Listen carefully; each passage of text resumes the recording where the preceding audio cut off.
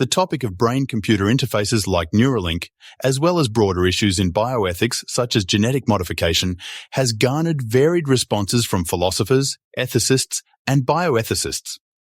Here's a look at some key philosophical perspectives on these topics. Autonomy and consent. Philosophers emphasize the importance of personal autonomy, our capacity to make our own decisions without coercion. Brain-computer interfaces could challenge this principle if they have the ability to influence decision-making or cognitive processes. Norman Farb, a philosopher and psychologist, has raised concerns about whether such enhancements could lead users to make decisions that are not truly their own, thereby undermining genuine consent. Identity and personhood. Technologies that alter cognitive functions provoke debates about identity and the essence of personhood. Susan Schneider, a philosopher who specializes in the intersection of cognitive science and philosophy, questions how these technologies might change our sense of self. She argues that enhancing or altering cognitive processes could impact our core personal identity, possibly leading to a scenario where we are no longer able to recognize ourselves. Justice and equity. From the standpoint of social justice, philosophers like Francis Fukuyama and Michael Sandel have criticized genetic modification and advanced biotechnologies for potentially leading to greater social inequalities.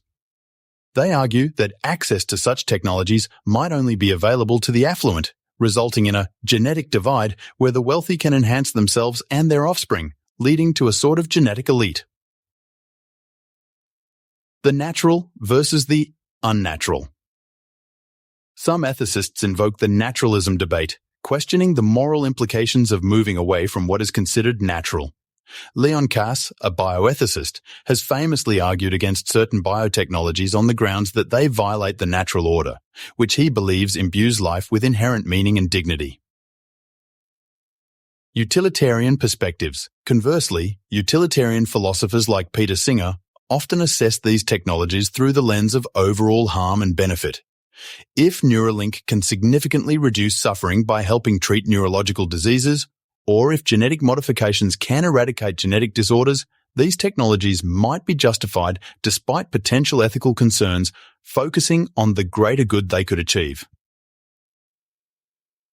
Existential risk. Philosopher Nick Bostrom and others in the field of existential risk study the potential long-term impacts of human enhancement.